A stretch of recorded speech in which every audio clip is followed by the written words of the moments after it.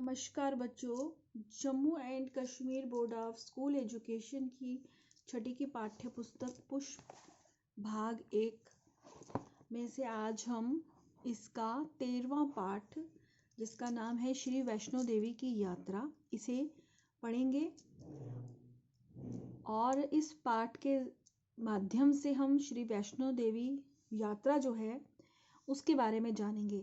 श्री माता वैष्णो देवी की जो यात्रा है वह जम्मू कश्मीर के जम्मू प्रांत में पड़ती है और देश विदेश से लोग जो हैं वो इस यात्रा के लिए आते हैं।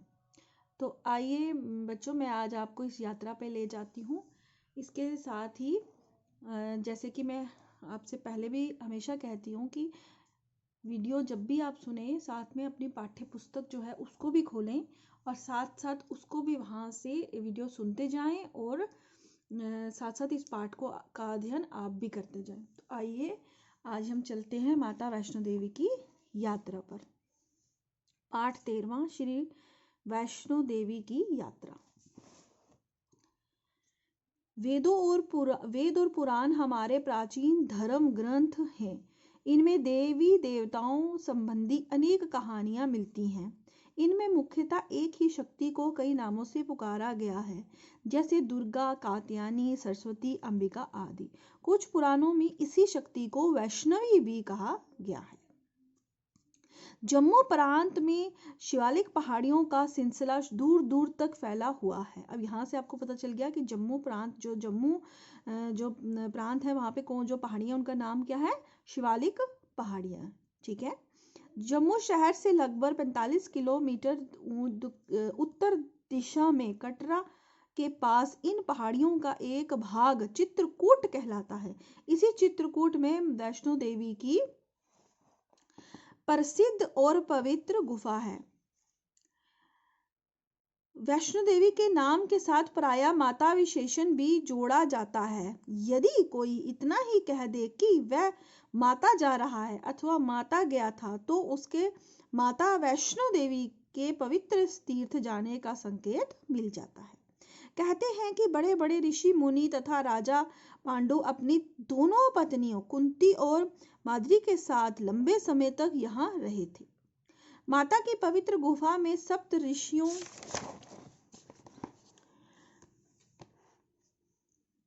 पांडवों और प्रहलाद के कुछ चिन्ह मिलते हैं। इनसे ही पता चलता है कि पूर्व काल में साधारण जनता के साथ साथ राजा महाराजा भी इस तीर्थ पर आया करते थे। ये क्रम आज तक चल रहा है। क्रम होता है सिलसिला। ये सिलसिला आज तक चल रहा है। कहते हैं पहले राजा महाराजा और साधारण लोग इस स्थान पर आते थे।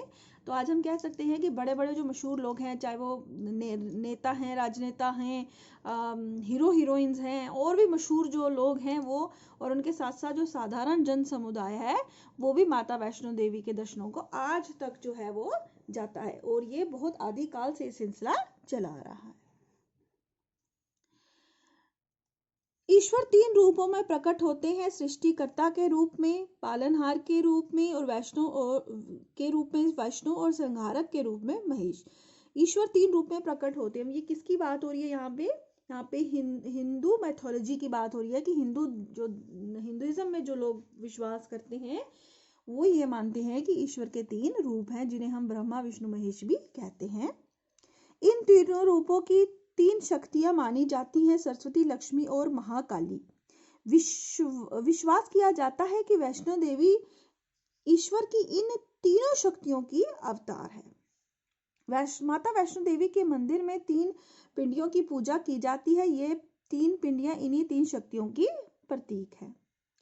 श्री वैष्णो देवी का मंदिर भक्तों के लिए पूरे वर्ष खुला रहता है।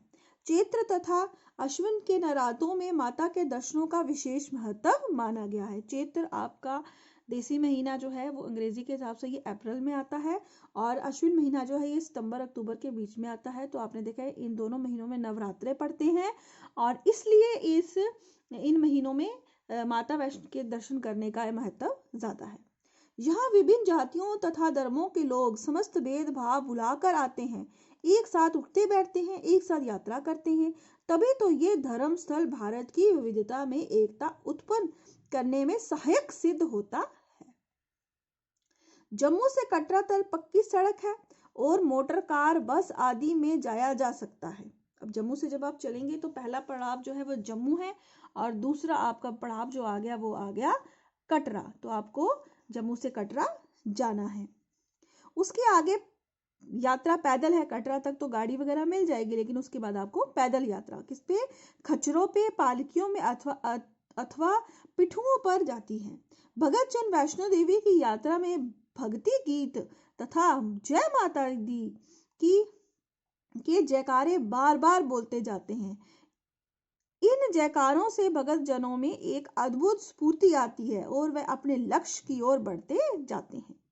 कटरा से लगभग 1 किलोमीटर चलने पर दर्शनी दरवाजा आता है। तीसरा पड़ाव दर्शनी दरवाजा। ये स्थान आ रहे हैं बीच बीच में, जम्मू, जम्मू से कटरा, फिर दर्शनी दरवाजा।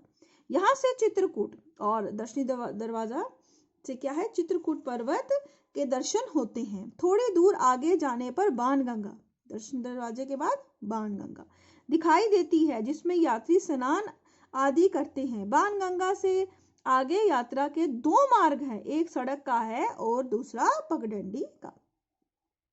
कुछ वर्ष पहले पगडंडी का रास्ता बहुत दुर्गम था। दुर्गम मतलब मुश्किल, पानी का प्राय अभाव रहता था। यहाँ रात को प्रकाश का भी उचित प्रबंध नहीं था, परंतु आज तो काया ही पलट गई है। रास्ते में बिजली का प्रकाश रात को भी दिन बना देता है। पानी, पीने के पानी का सुप्रबंध है। उचित दाम पर खाने पीने की चीजें मिलती हैं।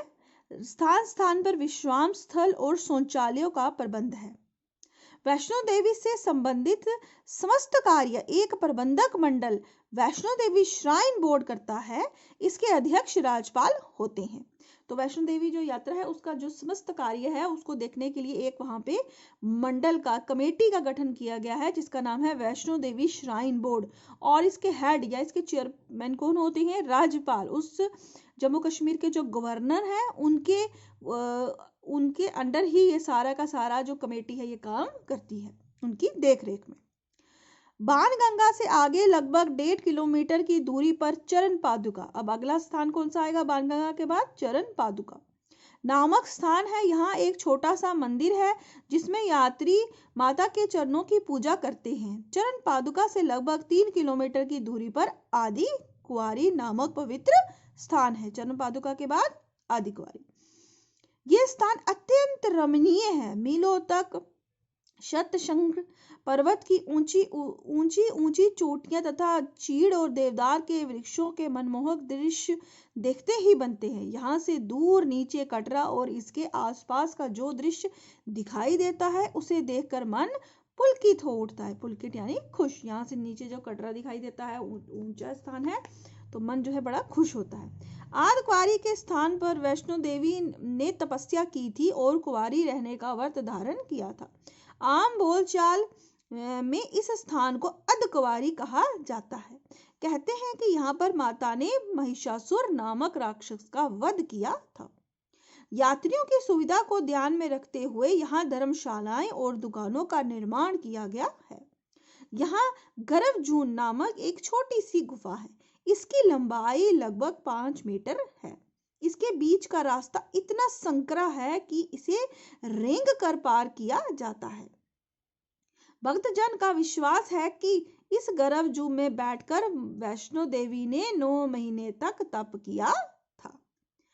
आदि कुंवारी के साथ ही खड़ी चढ़ाई आरंभ हो जाती है। ये चढ़ाई हाथी के मस्तक के समान होने के कारण हाथी मत्था कहलाती है। आदि कुंवारी के बाद जो चढ़ाई है वो बहुत ही खड़ी चढ़ाई है कहते हैं, और ये थोड़ी सी दुर्गम भी है, और उसकी जो शेप है, शक्ल है, वो हाथी के माथे के समान है। हाथी के जो माथा होता है, हेड होता है, उसकी तरह इसकी शेप है, तो इसलिए इसको हाथी मत्था की चढ़ाई कहा जाता है। हाथी मत्था से आगे सांझी छत आता है। यह यात्रा का सबसे ऊंचा स्थल है। यहाँ से एक पगडंडी निकलती है जो भैरव मंदिर से होते हुए भवन तक जाती है। भवन किसे कहा है? माता के मंदिर तक जाती है। कुछ समय पहले यात्रा का यही रास्ता था। आजकल यात्रा इस रास्ते से नहीं जाती। हाँ, कुछ साहसी यात्री लौटती बार भैरव मंदिर की पगडंडियों से होकर आते हैं। सांझी छत के आगे यात्रियों को समतल तथा ढलान वाले रास्ते में से जाना होता है। यहाँ से मंदिर 4 किलोमीटर रह जाता है। सांझी छत से मंदिर भवन का रास्ता या मंदिर का रास्ता 4 किलोमीटर और यहाँ से ढलान शुरू हो जाती है। भवन की ऊंची ऊंची अट्टालिकाएं प्रत्यक्ष दिखाई देती हैं। इनमें सैकड़ों नहीं हजारों लोगों के रहने का प्रावधान है।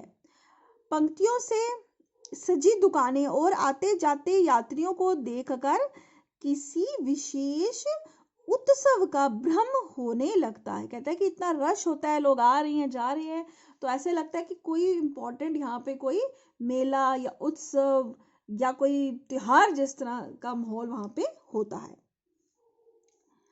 यात्री सोच ही नहीं सकते कि इन दुर्गम पहाड़ियों के बीच इतनी ऊंची ऊंची अट्टालिकाएं कब और कैसे बनाई गई होंगी। इसी धुन में यात्री भवन तक आ जाते हैं। गुफा प्रवेश से पहले यात्रा चरण गंगा के जल से स्नान करते हैं।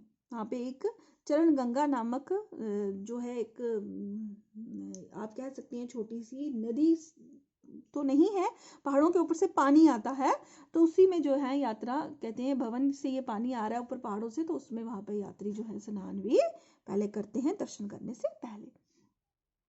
जयकारों तथा भक्ति गीतों में समा बंध जाता है। दर्शन करने के लिए यात्रियों को एक संकरी गुफा में से होकर आना, संकरी मतलब छोटी टाइट गुफा में से होकर आना पड़ता है। इसमें शीतल जल सदा बहता रहता है और उस गुफा से पानी हमेशा ही निकलता रहता है। इसमें से गुजरना कठिन होने के कारण अब दर्शनों के लिए 2 सुरंगों का निर्माण किया गया है। ये छोटी थी इसलिए अब वहाँ जो श्राइन बोर्ड है उसने 2 और गुफाओं का या रास्तों का निर्माण किया है जो मैन मेड है। ये जो है पहली वाली तो नेचुरल है, लेकिन 2 और मैन मेड रास्तों का या सुरंगों का निर्माण किया गया है। सुरंगों का निर्माण किया गया है और एक का प्रयोग मंदिर तक जाने के लिए और दूसरे का बाहर आने के लिए किया जाता है। गुफा प्रवेश से पूर्व भगत जन जय माता दी बोलते हुए भजन कीर्तन करते हैं और घंटियां बजाते हैं, देवी की आराधना करते हैं। धूप दीप से बने पवित्र वातावरण में भगत जन माता के दर्शन करते हैं, आरती उतारते हैं, यथाशक्ति सोना चांदी रुपया फल फूल मिष्ठान आदि अर्पण करते हैं। नारियल लाल वस्त्र ध्वज आदि भी माता के चरणों में चढ़ाया जाता है। ये सभी चीजें माता को चढ़ाई जाती है। इस प्रकार दर्शन करने के पश्चात अत्यंत संतुष्ट मन से भगत जन अपने अपने घरों को लौटते हैं। तो आपको बच्चों वैष्णो देवी की यात्रा जो है किस तरह होती है, वहां पे कौन कौन से पड़ाव हैं, कौन कौन सी जगह बीच में आती हैं और किस तरह की हैं, इस पाठ में आपको सारा जो है बताया गया है। ये यहाँ पे पिंडियों की तस्वीर भी दी हुई है, ये माता के भवन जो है वहां पहुंचने के बाद का जो दृश्य है वो है। तो आप भी जरूर इस वैष्णो देवी के दर्शन के लिए जाएं और माता का आशीर्वाद लें और साथ साथ इस पाठ को भी दोबारा पढ़ें। धन्यवाद।